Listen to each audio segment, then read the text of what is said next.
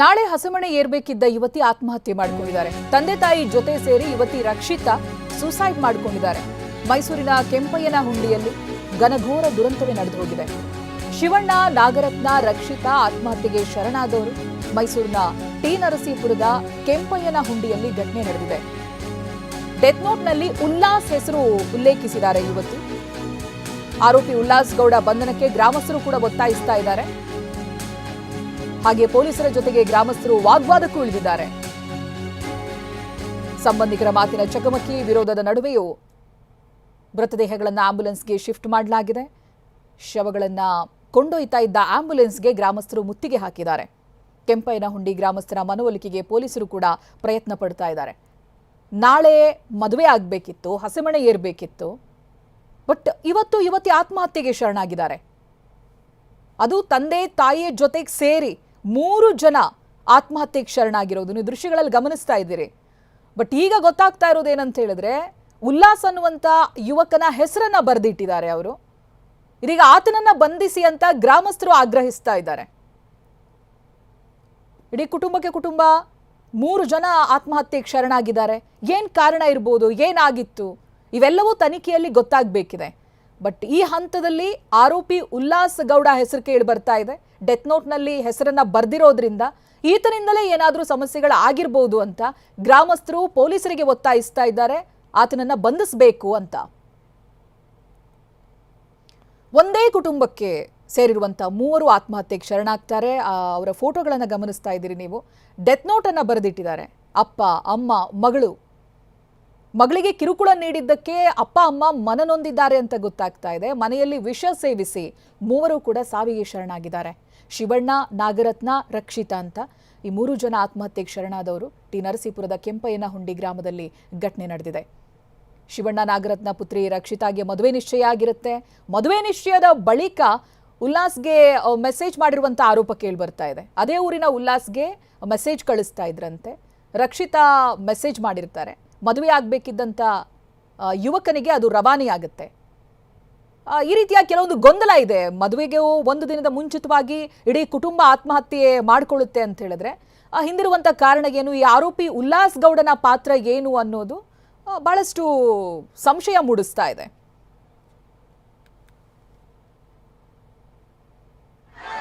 ಉಲ್ಲಾಸನವನ love ಮಾಡ್ಕೊಂಡಿದ್ದಂತ ನಮ್ಗೆ ಗೊತ್ತಿಲ್ಲಕ್ಕ ಸ್ವಾಮಿ. ಅದು ಗೊತ್ತಾಗೋಯ್ತು ನನ್ನ ಅಳಿಯನಿಗೆ. ಈ ನನ್ನ ಮಗ ಮೆಸೇಜ್ ಕಳ್ಸೋಕೆ ಶುರು ಮಾಡಿಬಿಟ್ಟ. ಮಾನ ಮರ್ಯಾದೆಗೆ ಹೋಯ್ತು ಅಂದ್ಬಿಟ್ಟು ನೆನ್ನೆ ಅವನೇ ಪ್ರೀತಿ ಗಂಡಿಗೆಲ್ಲ ಮದುವೆ ಗಂಡು ಬಿಟ್ಬಿಟ್ಟು ಇವನೇ ಕರ್ಕೊಂಡು ಹೋಗ್ಬೇಕು ಅಂತ ಮಾಡಿದ್ದ. ನಮ್ಮ ಹಳ್ಳಿಯವ್ರನ್ನ ಕೇಳ್ಕೊಂಡಂತೆ ಅವು ಅಲ್ಲೋಗಿ ಕಾಲಿಟ್ಕೊಂಡಂತೆ ನಿನ್ನ ಮಗಳನ್ನ ಕರ್ಕೊಂಡೈತಿ ಅಂತ ಅವ್ನಿಗೆ ಅಹಂಕಾರ ಎಷ್ಟು ಮಟ್ಟಿಗಿದ್ದ ನನ್ನ ಮಗನಿಗೆ ಅಂದ್ಬಿಟ್ಟು ಒದ್ಬಿಟ್ಟು ಬಂದು ಮಗಳ ಮಚ್ಚಾಕಂದ್ರು ಕಾತಿರ್ಸಕ್ಕೆ. ನಾವು ಎಲ್ಲ ಮಚ್ಕಿತ್ತು ಸಮಾಧಾನ ಮಾಡಿದ್ಕಪ್ಪ. ಇರೋ ಸತ್ಯ ನಾನು ಹೇಳ್ತೀನಿ, ಇನ್ನೇನು ಹೇಳೋದಿಲ್ಲ. ಆಮೇಲೆ ನಾವೆಲ್ಲ ಬೇಡಕ್ಕಪ್ಪ ದುಡ್ಡು ಬೇಡ ಅಂದ್ಬಿಟ್ಟು ಎಲ್ಲ ಇದು ಮಾಡ್ಕೊಂಡು ಸಮಾಧಾನ ಆದರು. ನನ್ನ ಮೊಮ್ಮಗಳು ಇದ್ದು ಅವಳು ಸಮಾಧಾನ ಮಾಡಿ ಬೇರೆ ಊರಿಂದ ಬಂದಿತ್ತು ಮದುವೆ. ನಾಳೆ ಚಪ್ರ ಎಲ್ಲನೂ ರೆಡಿ ಮಾಡಿ ಕೊನೆಗೆ ಇವನು ಕದಿಸಿ ಮಾದೇವಣ್ಣವ್ರಲ್ಲಿ ಮಾತಾಡಿದ್ರು. ನೆನ್ನೆ ಮೆಸೇಜ್ನು ಇದು ಮಾಡಿದ್ರು. ಅದಕ್ಕೆ ಇವನು ಏನು ಮಾಡ್ದ, ತಿರ್ಗಾ ಹುಡುಗನಿಗೆ ಕಳ್ಸೋಕೆ ಶುರು ಮಾಡ್ದ. ಅದು ಇವ್ರಿಗೆ ಗೊತ್ತಾಗೋಯ್ತು. ಇನ್ಮೇಲೆ ನಾನು ಇರಬಾರ್ದು ಅಂದ್ಬಿಟ್ಟು ನಿಶ್ಚಯಿಸ್ಕೊಬಿಟ್ರು. ರಾತ್ರಿ ಏನಾದ್ರು ನಮ್ಮ ಅಣ್ಣನ ಮಗಳ ಹುಡುಗಿಗೆ ಮದುವೆ ಫಿಕ್ಸ್ ಆಗಿತ್ತು. ಮದುವೆ ಫಿಕ್ಸ್ ಆಗಿ ನಾಳಿದ್ದು ಮದುವೆ ಇತ್ತು. ಮದುವೆ ಇದ್ದಂಥ ಸಂದರ್ಭದಲ್ಲಿ ಉಲ್ಲಾಸ್ ಗೌಡ ಅನ್ನೋಂಥ ವ್ಯಕ್ತಿ ಆ ಹುಡುಗಿಗೆ ಚಿತ್ರ ಹಿಂಸೆ ಕೊಟ್ಟು ಕಿರುಕುಳ ಕೊಟ್ಟು ನಾನೇನು ಮದುವೆ ಆಗಬೇಕಾಗಿತ್ತು, ನೀನು ಹೆಂಗೆ ಬೇರೆಯವ್ರನ್ನ ಮದುವೆ ಆಯ್ತೀಯ ಅಂತ ಹೇಳ್ಬಿಟ್ಟು ಎಲ್ಲ ಗಲಾಟೆ ಮಾಡಿ, ಆ ಗಲಾಟೆಯಲ್ಲಿ ಕೊನೆಗೆ ಎಲ್ಲ ದೊಡ್ಡವರು ಸೇರಿ ನ್ಯಾಯ ತೀರ್ಮಾನ ಮಾಡಿದರು. ಆ ತೀರ್ಮಾನದಲ್ಲಿ ನಾನು ಯಾವುದೇ ಕಾರಣಕ್ಕೂ ಇನ್ನು ನಿಮ್ಮ ತಂಟೆಗೆ ಬರಲ್ಲ ಅಂತ ಹೇಳಿ ಮತ್ತೆ ರಾತ್ರಿ ಹುಡುಗನಿಗೆ ಡೈರೆಕ್ಟು ಹುಡುಗಿ ಮದುವೆ ಆಗಿಬೇಕಾದಂಥ ಹುಡುಗನಿಗೆ ಫೋಟೋಗಳನ್ನ ಕಳಿಸಿ ಅಶ್ಲೀಲವಾಗಿ ಮಾತಾಡಿ ಚಿತ್ರ ಹಿಂಸೆ, ನಾನು ಮದುವೆ ಅಲ್ಲೇ ಚೌಟ್ರಲ್ಲೇ ಬಂದು ಮದುವೆ ನಿಲ್ಲಿಸ್ತೀನಿ ಅಂತೆಲ್ಲ ಆವಾಜ್ ಹಾಕಿ ಅವ್ರನ್ನ ಬೆದರಿಸಿ ಕಿರುಕುಳ ತಾಳಲಾರದೆ ನಮ್ಮ ಅಣ್ಣ, ನಮ್ಮ ಅತ್ತಿಗೆ, ನಮ್ಮ ಮಗಳು 3 ಜನನು ಬೆಳಗ್ಗೆ 7 ಗಂಟೆ ನಂತರ ಆತ್ಮಹತ್ಯೆಗೆ ಶರಣಾಗರ ಸಭೆ. ಈಗ ಆಗೋಗಿದೆ. ನಮ್ಮ ಅಣ್ಣ, ನಮ್ಮ ಅತ್ತಿಗೆ, ನನ್ನ ಮಗಳು 3 ಸೀಟು ಇಲ್ಲ. ಅವರು ನಮ್ಮ ಅಣ್ಣನೇ ಅವರು. ಆದರೂ ನಮಗೆ ಶಿಕ್ಷೆ ಆಗಬೇಕು. ಯಾವ ರೀತಿ ಶಿಕ್ಷೆ ಆಗಬೇಕು ಅಂದರೆ, ಈಗ ನಮ್ಮ ಸಮುದಾಯನೇ ಬೇರೆ, ಅವ್ರ ಸಮುದಾಯನೇ ಬೇರೆ. ಇದೇ ಈ ಘಟನೆ ಅವ್ರ ಊರಲ್ಲಿ ನಡೆದು ಬಿಟ್ಟಿದ್ರು. ಎಷ್ಟೊತ್ತಿಗೆ ಬೆಂಕಿ ಹಚ್ಬಿಟ್ಟು ಏನೋ ಮಾಡಿಬಿಡೋರು. ನಮಗೆ ಮಾನವೀಯತೆ ಇದೆ, ಅದಕ್ಕೋಸ್ಕರವಾಗಿ ನಾವು ಇನ್ನೂ ತಾಳ್ಮೇಲೆ ಇದ್ದೀವಿ. ಅಂದರೆ ಅವನು ಅರೆಸ್ಟ್ ಮಾಡಂಗಂಟ ಸರ್ ನಮ್ಮ ಬಾಡಿ ಬಿಡಲ್ಲ, ಯಾವುದೇ ಕಾರಣಕ್ಕೂ ಬಾಡಿ ಅಂತೂ ಬಿಡಲ್ಲ ಎಚ್ಚಕ, ಇದು ಸತ್ಯ. ಇದು ಪ್ರತಿನಿಧಿ ರಾಮ್ ಇದ್ರ ಬಗ್ಗೆ ಮಾಹಿತಿಯನ್ನ ಕೊಡ್ತಾರೆ. ರಾಮ್, ಒಂದು ಅಲ್ಲಿ ರಕ್ಷಿತಾ ಆತ್ಮಹತ್ಯೆಗೆ ಶರಣಾಗಿರುವಂತ ರಕ್ಷಿತಾ ಅವರ ಅಜ್ಜಿ ಮಾತನಾಡ್ತಾ ಆ ಹುಡುಗನ ಹೆಸರು ತೆಗಿತಾರೆ, ಯಾವ ರೀತಿಯಾಗಿ ಆತ ಕಿರುಕುಳ ಕೊಡ್ತಾ ಇದ್ದ ಅಂತ ಹೇಳ್ತಾ ಇದ್ರು. ಸಂಬಂಧಿಗಳು ಕೂಡ ಆತನ ಮೇಲೆ ಆರೋಪ ಮಾಡ್ತಾ ಇದ್ದಾರೆ. ಅಂತ ಹೇಳಿದ್ರೆ ಒಂದು ಸ್ಪಷ್ಟ, ಆತ ಅಷ್ಟೊಂದು ಟಾರ್ಚರ್ ಅನ್ನ ಕೊಟ್ಟಿದ್ದ ಆತ್ಮಹತ್ಯೆಗೆ ಶರಣಾಗುವಷ್ಟು ಅಂತ. ಆತನ ಮೇಲೆ ಏನ್ ಕ್ರಮ ಆಗಿದೆ? ಆತನನ್ನ ಬಂಧಿಸಿದ್ದಾರೆ? ಗ್ರಾಮಸ್ಥರು ಅಷ್ಟೊಂದು ಆಕ್ರೋಶ ವ್ಯಕ್ತಪಡಿಸ್ತಾ ಇದ್ದಾರೆ. ಏನಾಗ್ತಾ ಇದೆ ರಾಮ್? ಚೈತ್ರ, ಒಂದೇ ಕುಟುಂಬದ 3 ಆತ್ಮಹತ್ಯೆ ಮಾಡಿಕೊಂಡ ಪ್ರಕರಣದಲ್ಲಿ ಸ್ಥಳದಲ್ಲಿ ಬಿಗುವಿನ ವಾತಾವರಣ ನಿರ್ಮಾಣವಾಗಿದೆ. ನನಗೆ ಅದೇ ಸ್ಥಳದಲ್ಲಿದ್ದೇನೆ. ನೀವು ನೋಡ್ತಾ ಇರ್ಬೋದು, ಮೈಸೂರು ಜಿಲ್ಲೆ ಟಿ ನರಸೀಪುರ ತಾಲೂಕು ಕೆಂಪಯ್ಯನಹುಂಡಿ ಗ್ರಾಮದಲ್ಲಿ 3 ಒಂದೇ ಕುಟುಂಬದವರು, ತಂದೆ ತಾಯಿ ಮತ್ತು ಮಗಳು ಆತ್ಮಹತ್ಯೆಗೆ ಶರಣಾಗಿದ್ದರು. ಸೊ ಆತ್ಮಹತ್ಯೆಗೆ ಶರಣಾಗಿದ್ದಂತಹ ಸಂದರ್ಭದಲ್ಲಿ ಆ ಒಂದು ಆತ್ಮಹತ್ಯೆಗೆ ಕಾರಣ ಅದೇ ಗ್ರಾಮದ ಉಲ್ಲಾಸ್ ಗೌಡ ಅಂತೇಳಿ 54 ವರ್ಷದ ಶಿವಣ್ಣ, 44 ವರ್ಷದ ನಾಗರತ್ನ ಹಾಗೂ 21 ವರ್ಷದ ರಕ್ಷಿತಾ ಏನು ಆತ್ಮಹತ್ಯೆಗೆ ಶರಣಾಗಿದ್ದರು. ರಕ್ಷಿತಾಗೆ ನಾಳೆ ಮತ್ತು ನಾಳಿದ್ದು ಮದುವೆ ನಿಶ್ಚಯವಾಗಿತ್ತು, ಮದುವೆ ಸಹ ಆಗಬೇಕಾಗಿತ್ತು. ಈ ಒಂದು ಸಂದರ್ಭದಲ್ಲಿ ಮದುವೆ ಆಗುವಂಥ ಹುಡುಗನಿಗೆ ಅದೇ ಗ್ರಾಮದ ಉಲ್ಲಾಸ್ ಗೌಡ ಸಾಕಷ್ಟು ಏನು ಮೆಸೇಜ್ಗಳನ್ನು ಕಳಿಸಿದ್ದ ಮತ್ತು ಕೆಲವೊಂದು ಫೋಟೋಗಳನ್ನು ಕಳಿಸಿದ್ದ, ಮದುವೆಯನ್ನು ನಿಲ್ಲಿಸಲಿಕ್ಕೆ ಪ್ರಯತ್ನ ಪಟ್ಟಿದ್ದ ಅನ್ನೋ ಒಂದು ಗಂಭೀರವಾದಂಥ ಆರೋಪ ಕೇಳಿ ಬಂದಿದೆ. ಈತ ಇದೇ ಗ್ರಾಮದವನಾಗಿದ್ದು ಸಾಕಷ್ಟು ವರ್ಷಗಳಿಂದ ಕುಟುಂಬಕ್ಕೆ ಪರಿಚಯಸ್ಥನಾಗಿದ್ದ, ಸಾಕಷ್ಟು ಅವ್ರಿಗೆ ಸಹಾಯವನ್ನು ಮಾಡುವಂಥದ್ದು ಮತ್ತು ಹುಡುಗಿಯ ಜೊತೆ ಸಲಿಗೆಯಲ್ಲಿದ್ದ. ಆದರೆ ಯಾವತ್ತೂ ಸಹ ಆತ ಆಕೆಯನ್ನು ಪ್ರೀತಿಸ್ತೇನೆ ಅಂತೇಳಿ ಅಥವಾ ಏನೂ ಸಹ ಮಾಡಿರಲಿಲ್ಲ. ಸೊ ಹಾಗಾಗಿ ಆತ ಇಲ್ಲಿ ಗ್ರಾಮಸ್ಥರು ಹೇಳುವಂಥ ಪ್ರಕಾರ ಎಂಗೇಜ್ಮೆಂಟ್ 3 ತಿಂಗಳ ಹಿಂದೆ ಆಗಿತ್ತು. ಆ ಸಂದರ್ಭದಲ್ಲೂ ಸಹ ಆತನೇ ಮುಂದೆ ನಿಂತು ಕಾರ್ಡ್ಗಳನ್ನು ಪ್ರಿಂಟ್ ಹಾಕ್ಸಿದ, ಕಾರ್ಡ್ಗಳನ್ನು ಹಂಚೋದಕ್ಕೂ ಸಹ ಜೊತೆಗೆ ಹೋಗ್ತಾ ಇದ್ದ. ಆದರೆ ಕೆಲ ದಿನಗಳ ಹಿಂದೆ ಅಷ್ಟೇ ಆಕೆಯನ್ನು ನಾನೇ ಮದುವೆ ಆಗ್ತೀನಿ ಅಂತ ಹೇಳಿದ. ಈಗಾಗಲೇ ನಿಶ್ಚಿತಾರ್ಥ ಆಗಿದೆ, ಆಗೋದಿಲ್ಲ ಅಂತೇಳಿ ಮನೆಯವರು ಹೇಳಿದರು. ಅದಾದ ನಂತರ ಆತ ಯಾವಾಗ ಮನೆಯವರಾಗಲಿ ಅಥವಾ ರಕ್ಷಿತ ಆಗಲಿ ಒಂದು ಒಪ್ಪಲಿಲ್ಲ. ಆ ಸಂದರ್ಭದಲ್ಲಿ ಏನು ನಿಶ್ಚಿತಾರ್ಥ ಆಗಿದ್ದಂತಹ ಹುಡುಗನಿಗೆ ಆಕೆಯ ಬಗ್ಗೆ ದೂರನ್ನು ಹೇಳುವಂಥದ್ದು, ಚಾಡಿ ಹೇಳುವಂತಹ ಕೆಲಸಕ್ಕೆ ಮುಂದಾಗಿದ್ಲು. ಈ ಕಾರಣಕ್ಕಾಗಿಯೇ ಕುಟುಂಬಸ್ಥರು ಎಲ್ಲೋ ಒಂದು ಕಡೆ ನಮ್ಮ ಮಾನ ಮರ್ಯಾದೆ ಹೋಗ್ತಲ್ಲ ಅನ್ನೋ ಕಾರಣಕ್ಕೆ ಸಾಮೂಹಿಕವಾಗಿ ಆತ್ಮಹತ್ಯೆ ಮಾಡಿಕೊಳ್ಳುವಂಥ ಕೆಲಸ ಮಾಡಿದ್ದಾರೆ. ಹೀಗಾಗಿ ಗ್ರಾಮಸ್ಥರ ಒತ್ತಾಯ, ಆ ಉಲ್ಲಾಸ್ ಗೌಡ ಏನು ಕಿರುಕುಳವನ್ನು ನೀಡಿದ ಆತನನ್ನು ಬಂಧಿಸಬೇಕು, ಅಲ್ಲಿವರೆಗೂ ಮೃತದೇಹವನ್ನು ತೆಗೆದುಕೊಂಡು ಹೋಗಲಿಕ್ಕೆ ಬಿಡೋದಿಲ್ಲ ಅಂತೇಳಿ ಈಗಾಗಲೇ ಪೊಲೀಸರು ಗ್ರಾಮಸ್ಥರ ಜೊತೆ ಮಾತಿನ ಚಕಮಕಿ ಸಹ ನಡೆದಿತ್ತು. ಸೊ ಅವರ ಮನವೊಲಿಸಿ ಒಂದು ವೇಳೆ ಆಂಬ್ಯುಲೆನ್ಸ್ನಲ್ಲಿ ಮೃತದೇಹಗಳನ್ನ ತೆಗೆದುಕೊಂಡು ಹೋಗುವಂಥ ಕೆಲಸ ಸಹ ಆಗಿತ್ತು. ಆದರೆ ಗ್ರಾಮಸ್ಥರು ಪಟ್ಟು ಬಿಡದೆ ವಾಪಸ್ಸು ಕರೆಸುವಂಥ ಕೆಲಸ ಮಾಡಿದ್ದಾರೆ.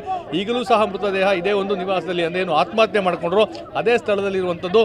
ಹಿರಿಯ ಪೊಲೀಸ್ ಅಧಿಕಾರಿಗಳಾದಂಥ DYSP ಧರ್ಮೇಂದ್ರ ಸೇರಿದಂತೆ ಪೊಲೀಸ್ ಇನ್ಸ್ಪೆಕ್ಟರ್ ಎಲ್ಲರೂ ಸಹ ಗ್ರಾಮಸ್ಥರು ಸಂಬಂಧಿಕರ ಮನವೊಲಿಸುವಂಥ ಕೆಲಸವನ್ನು ಮುಂದಾಗಿದ್ದಾರೆ.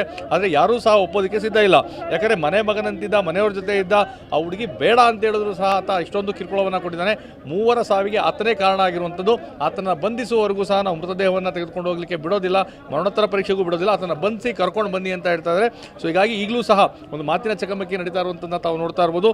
ಪೊಲೀಸರು ಸಹ ಸಾಕಷ್ಟು ಮನವೊಲಿಸುವಂಥ ಕೆಲಸವನ್ನು ಮಾಡ್ತಾ ಇದ್ದಾರೆ. ಅಂದರೆ ಸದ್ಯಕ್ಕೆ ಮರಣೋತ್ತರ ಪರೀಕ್ಷೆ ಆಗಬೇಕು, ದೂರೆಲ್ಲ ದಾಖಲಾಗಬೇಕು, ಆತನನ್ನು ಬಂಧಿಸ್ತೇವೆ, ಸದ್ಯಕ್ಕೆ ಈ ಎಲ್ಲ ಕಾರ್ಯಗಳನ್ನು ಆಗಲಿಕ್ಕೆ ಬಿಡಿ ಅಂತ ಕೇಳ್ತಾ ಇದ್ದಾರೆ. ಆದರೆ ಯಾರೂ ಸಹ ಒಪ್ಪಿಸೋದಕ್ಕಿಲ್ಲ. ಕೊನೆಗೂ ಈಗ ಎಲ್ಲರ ಒಂದು ಮನವೊಲಿಸಿ ಆಂಬ್ಯುಲೆನ್ಸನ್ನು ತೆಗೆದುಕೊಂಡು ಬಂದು ಮೃತದೇಹವನ್ನು ತೆಗೆದುಕೊಂಡು ಹೋಗಲಿಕ್ಕೆ ಒಂದು ಸಿದ್ಧತೆಯನ್ನು ನಡೆಸ್ತಾ ಇದ್ದಾರೆ. ಹೀಗಾಗಿ ಬಿಗುವಿನ ವಾತಾವರಣ ಇತ್ತು. ಮಾತುಕತೆಯ ಮುಖಾಂತರ ಈಗ ತಿಳಿಗೊಳಿಸುವಂಥ ಕೆಲಸವನ್ನು ಮಾಡಿದ್ದಾರೆ. ಯಾಕಂದರೆ ಪ್ರಮುಖವಾಗಿ ಈಗ ಮೃತದೇಹಗಳ ಮರಣೋತ್ತರ ಪರೀಕ್ಷೆ ಆಗಬೇಕು, ಫಾರ್ಮಾಲಿಟೀಸ್ ಏನಿದೆ ಅದೆಲ್ಲವೂ ಸಹ ಮುಗಿಬೇಕು. ಅದಾದ ನಂತರವಷ್ಟೇ ಆ ಒಂದು ಪ್ರಕರಣದ ತನಿಖೆ ಇರ್ಬೋದು ಅವೆಲ್ಲವನ್ನೂ ಸಹ ಮಾಡಬೇಕಾಗ್ತದೆ. ಹೀಗಾಗಿ ನಮಗೆ ಕಾಲಾವಕಾಶವನ್ನು ಕೊಡಿ, ಮೊದಲು ಈ ಒಂದು ಕೆಲಸವನ್ನು ಮಾಡೋಣ, ಅದಾದ ನಂತರ ಆರೋಪಿಯನ್ನು ಖಂಡಿತವಾಗಿಯೂ ಬಂಧಿಸ್ತೇವೆ, ತನಿಖೆಯನ್ನು ಪಾರದರ್ಶಕವಾಗಿ ಮಾಡ್ತೇವೆ. ಆತ ಕಿರುಕುಳ ನೀಡಿದ್ದು ನಿಜವಾದರೆ, ಅದಕ್ಕೆ ಸಾಕ್ಷಿಗಳು ಸಿಕ್ಕರೆ ಖಂಡಿತವಾಗಿಯೂ ಆತನಿಗೆ ಶಿಕ್ಷೆ ಆಗುತ್ತೆ ಅನ್ನೋ ಒಂದು ಭರವಸೆಯನ್ನು ಕೊಟ್ಟ ಮೇಲೆ ಸದ್ಯಕ್ಕೆ ಮೃತದೇಹಗಳನ್ನು ಮರಣೋತ್ತರ ಪರೀಕ್ಷೆಗೆ ತೆಗೆದುಕೊಂಡು ಹೋಗಲಿಕ್ಕೆ ಬಿಡ್ತಾ ಇದ್ದಾರೆ.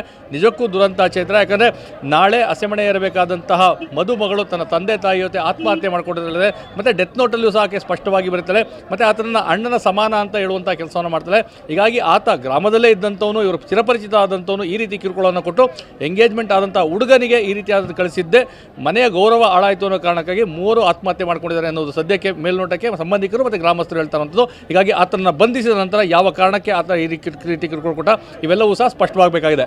ಚೈತ್ರ, ರಾಮ, ಮತ್ತೊಂದು ವಿಚಾರ, ಇದೀಗ ಆತ್ಮಹತ್ಯೆ ಮಾಡ್ಕೊಂಡಿದ್ದಾರೆ ಕುಟುಂಬನೇ, ತಾಯಿ, ಮಗಳು ಹಾಗೆ ಅಪ್ಪ. ಸೊ 3 ಜನ ಆತ್ಮಹತ್ಯೆ ಮಾಡ್ಕೊಂಡು ಡೆತ್ ನೋಟ್ ಇಲ್ಲ ಅಂದ್ರೆ ಅದು ಬೇರೆ ವಿಚಾರ ಆಗ್ತಾ ಇತ್ತು. ಬಟ್ ಇಲ್ಲಿ ಡೆತ್ ನೋಟ್ ಬರ್ದಿದ್ದಾರೆ, ಯಾರ ಕಾರಣ ಏನು ಅನ್ನೋದು ಬಹುಶಃ ಅಲ್ಲಿ ಸ್ಪಷ್ಟವಾಗಿರುತ್ತೆ. ಅದ್ರ ಜೊತೆಗೆ ಗ್ರಾಮಸ್ಥರೊಬ್ಬರು ಸಂಬಂಧಿಕರು ಹೇಳ್ತಾ ಇದ್ರು ಈ ಹಿಂದೆ ಕೂತು ಮಾತುಕತೆ ನಡೆಸಿದ್ರು ಅಂತ. ಸೊ ಅಲ್ಲಿ ಏನಾಗಿತ್ತು ಗೊತ್ತಾಗ್ತಾ ಇದೆಯಾ? ಚೈತ್ರ, ಖಂಡಿತವಾಗಿಯೂ ಕೆಲ ದಿನಗಳ ಹಿಂದೆ ಅಷ್ಟೇ ಆಯ್ತಾ ಹೇಳಿದಾರೆ, ಸಾಕಷ್ಟು ವರ್ಷಗಳಿಂದ ಒಂದೇ ಗ್ರಾಮದವರಾಗಿದ್ದಾಗಿ ಅವರ ಒಡನಾಟ, ಹೋಗೋದು, ಮನೆಗೆ ಹೋಗೋದು ಬರೋದು, ಮತ್ತು ಅವ್ರ ತಂದೆಯ ಜೊತೆ ಆತನು ಸಹ ಟ್ರ್ಯಾಕ್ಟರ್ನ ಓಡಿಸ್ತಾ ಇದ್ದ. ಹೀಗಾಗಿ ಆ ಹುಡುಗಿಗೆ ನಿಶ್ಚಿತಾರ್ಥ ಆದ ಸಂದರ್ಭದಲ್ಲೂ ಯಾವುದೇ ರೀತಿಯಾದಂಥ ತಕರಾರು ಆತಂದು ಇರಲಿಲ್ಲ. ಸೊ ನಿಶ್ಚಿತಾರ್ಥ ಆಗಿತ್ತು, ಇನ್ನೇನು ಮದುವೆಗೆ ನಾಳೆ ಮತ್ತು ನಾಳಿದ್ದು ದಿನಾಂಕ ಸಹ ನಿಗದಿಯಾಗಿತ್ತು. ಕೆಲ ದಿನಗಳ ಹಿಂದೆ ಅಷ್ಟೇ ಆ ಒಂದು ಹುಡುಗಿಯನ್ನು ನನಗೆ ಮದುವೆ ಮಾಡಿಕೊಡಿ ಅನ್ನೋ ಒಂದು ಮಾತನ್ನು ಆತ ಹೇಳಿದ್ದ.